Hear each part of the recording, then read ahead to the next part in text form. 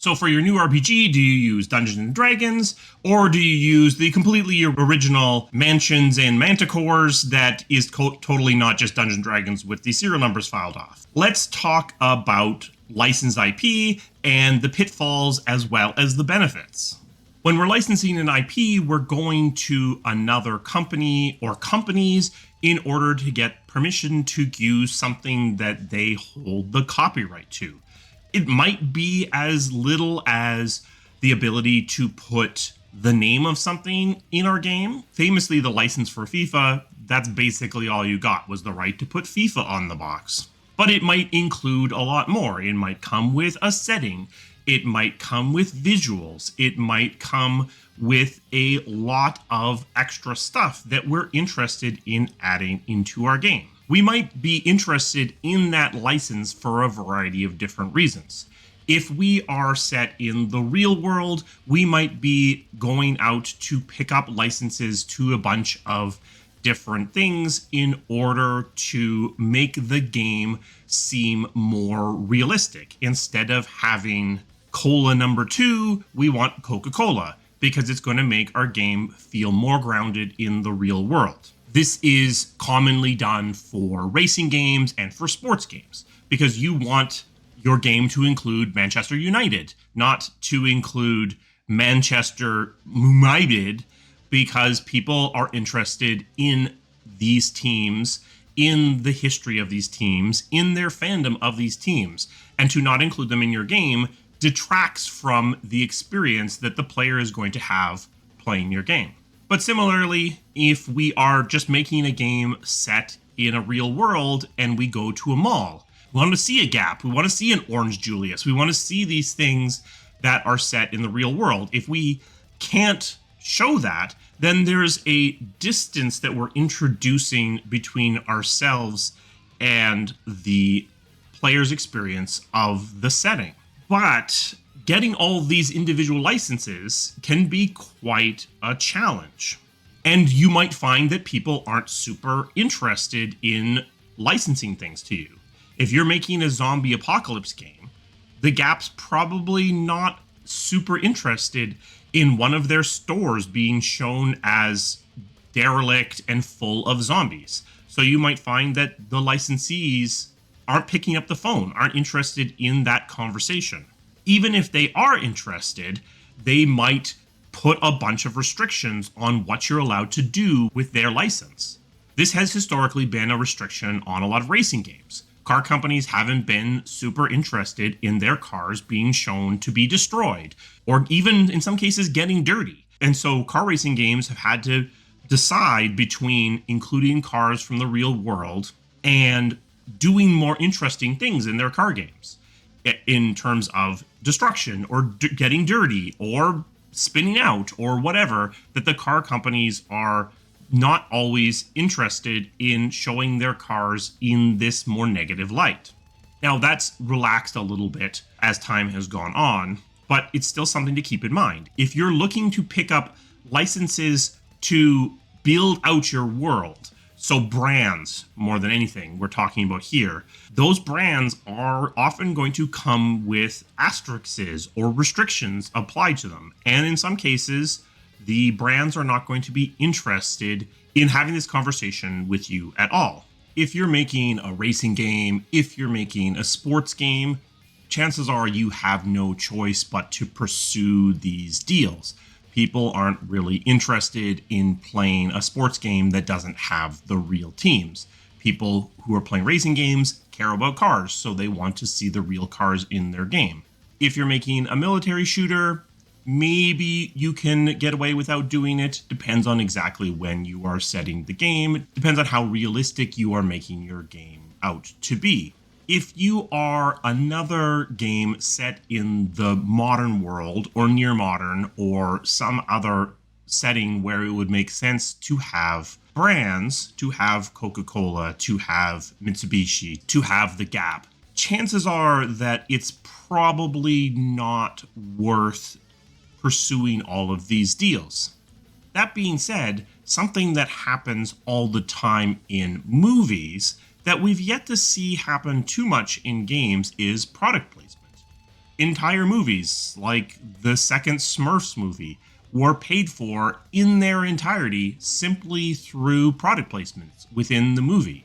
So there may be an avenue where you flip this on its head, and rather than simply looking for brand deals to make your game seem more realistic, we go the other way and we go after these deals as product placement deals, as an opportunity to make money as opposed to cost us money. So then the restrictions become worth it potentially because we have revenue coming in alongside of these restrictions. As I said, not very common in games, at least not yet.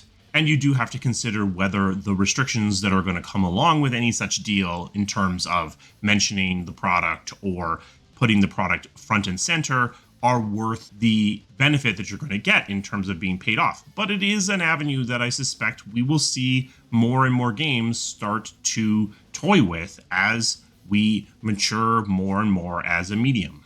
Something I'm not going to go into, in large part because I don't really fully feel qualified to talk about it, is fair use. There are circumstances under which you can use a copyrighted material under fair use that allow you to use that for your own purposes.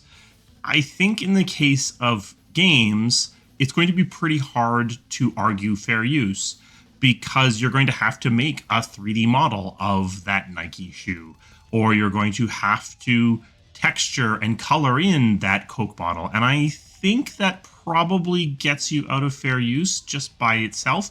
But I'm not a lawyer. I don't know for sure. So if someone does know one way or the other on those topics in terms of using brands, using copyrighted material in video games under fair use, let me know in the comments. Today, we're going to focus specifically on the licensing of settings or broad categories of your game. So be that D&D or Forgotten Realms or Star Wars. What are you getting with this license? What are you giving up? And is it worth your while? The obvious first thing you're getting is a setting.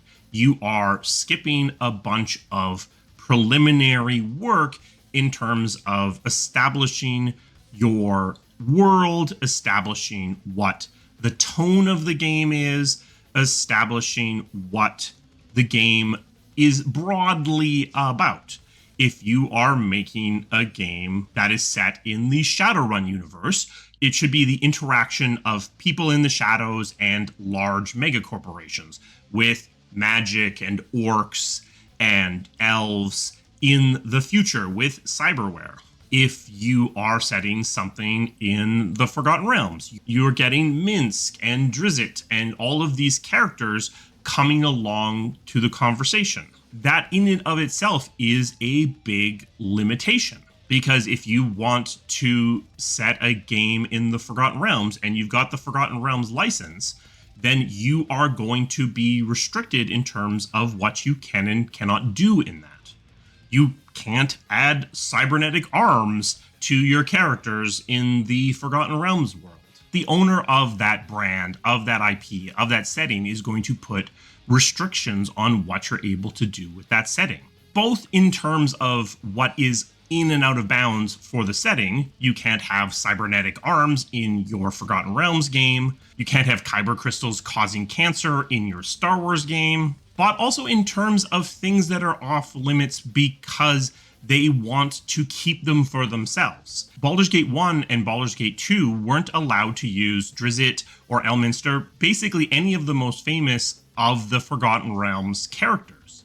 It was able to use the setting, it was able to use the locations, but it wasn't able to use those characters because TSR wanted to maintain control, maintain canon over the characters that it had established. So we had to establish our own characters in the setting in order to build the world. Now, those characters, Minsk, Chihira, are now fairly famous characters within the Forgotten Realms. But at the time, they didn't exist, and the restrictions were such that we couldn't use any of the established characters.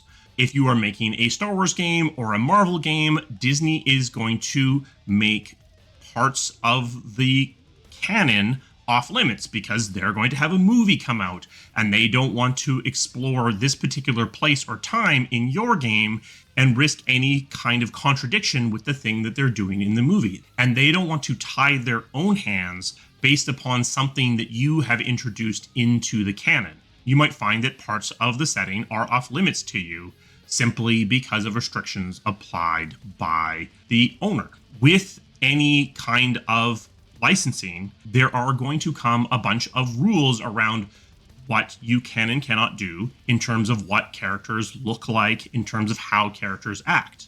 Sometimes that can be easy to navigate because the license holder has a very broad understanding of what is acceptable within their setting. But in other cases, it can be incredibly difficult to navigate. If you are making a Sonic game, there is an expectation that Sonic is a certain color, that Sonic behaves in a particular way, that Sonic interacts with the world in a particular way, which is fine if there is a clear, concise brand Bible. It can be okay if there is a single point of contact at the rights holder that is going to give you feedback and tell you what needs to change, and most importantly, how it needs to change. It can become incredibly frustrating to navigate if that ownership on the holder side isn't very clear. The story I've been told is that the licensing arm of Disney and the animation arm of Disney don't always agree in terms of what characters are supposed to look like. So the story that I was told was that both of these different groups were providing feedback on Donald Duck's sailor suit, demanding that the sailor suit be 2 different Pantone colors of blue. Both of them had brand Bibles, but they were contradictory. So what do you do in that case? Now you're navigating an impossible situation. So given all of this, given that you are giving up the ability to explore different themes, you're not going to have stories of addiction in your Jedi game. You're not going to introduce super advanced robots into your Forgotten Realms game. You're going to have to navigate the sometimes Byzantine corridors of licensure at potentially multi-billion-dollar companies. And you're paying them for the right to do this. Why would you bother? We'll talk about some other benefits of licensing in just a bit, but just purely from the benefit of getting a setting, that can sometimes be worthwhile. It provides you a framework on which to hang your storytelling, on which to hang your game. If you are a relatively small company, you don't have people who've built worlds before, if you are looking to do something in a hurry, starting with an existing setting, starting with an existing set of rules can help get things going. Now, I don't think it's very difficult to build your own setting, but sometimes it's worthwhile because these settings have had a lot of vetting. They've gone through a lot of iterations. They have reasons for things. Not always the best reasons, and you don't always need a great reason, but they've gone through this iterative process, and maybe you don't have the time or skill set in order to do it. Additionally, this existence of this setting that is known by other people can serve as a shorthand for your onboarding because people already know what a Jedi is, because there are already broad rules in terms of how cyberpunk works or the broad expectations of how D&D or Forgotten Realms works. You are able to thin out your onboarding quite a bit because people are able to get there a little bit quicker, even for settings that may not be as well known as, say, Star Wars. People who are unfamiliar with the setting are still able to pick up on your shorthand a little bit faster. And that can be very beneficial because one thing that can really bog down the beginning of a story-driven game is the world building necessary to explain what's going on, what the broad rules are. So having something that at least gets people part of the way through that journey can be beneficial. So what about these broad gameplay frameworks like D&D or Pathfinder? What are the benefits you get there? You can't really copyright or protect a rule set. You can copyright bits of it. You can copyright The Beholder. You can copyright Mordenkainen's Magic Mansion. but you can't really restrict the rule set. So if you want to make a game that uses a rule set that looks an awful lot like the 5th edition D&D rules, as long as you steer away from a couple of very specific copyrighted areas, you can basically do that. So you don't need that D&D license to make a game that looks an awful lot like D&D. But you do need the D&D license to make a game that says it's a D&D game. So what you're getting with the framework isn't really the framework. It's that shorthand of communication to say, this is what this game is going to be like. If you like Pathfinder, you're going to probably be able to enjoy and onboard onto this Pathfinder game very quickly. If you like 5th edition D&D, or you've heard about 5th edition D&D, or the buzz is really high on 5th edition D&D, then maybe Baldur's Gate 3 is something to let you check that out in a computer form. If you've played it, you're going to see how well they implemented the 5th edition rule set. If you've been interested in trying D&D but just haven't been able to get a group together, maybe BG3 is an opportunity to give it a try. So it's about communication more than it is about the specific framework. If you want to make a game that uses the D&D rule set, you can basically do that as long as you don't call it a D&D game. But if you want to call it a D&D game and there are benefits to doing that, then you need that license. While you might make less money per copy of the game sold, if you are licensing correctly, you are hopefully going to sell more copies. In some cases, way more copies.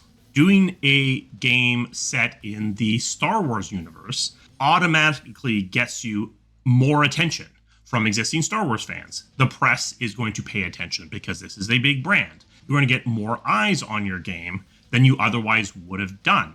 If, on the other hand, you decide to make Star Wars with the serial numbers filed off, then you get into Rebel Moon territory. If you are a big enough name, if you have the pedigree, you can get into spiritual successor territory. You can try to spin the story of, this is what Star Wars is supposed to be. This is another important voice's view on this setting or license. But you need to already have enough of your own brand to get people to listen if you're going to go the spiritual successor route. So either you are someone who came from that setting and you're making a competing game. So if I was to make a competitor to Dragon Age, people would listen if I said spiritual successor to Dragon Age 2. Or you need to be someone who is known to be relevant to the setting. If Henry Cavill decided to make a competitor to Warhammer 40K, people would probably listen even though he's never worked in game development.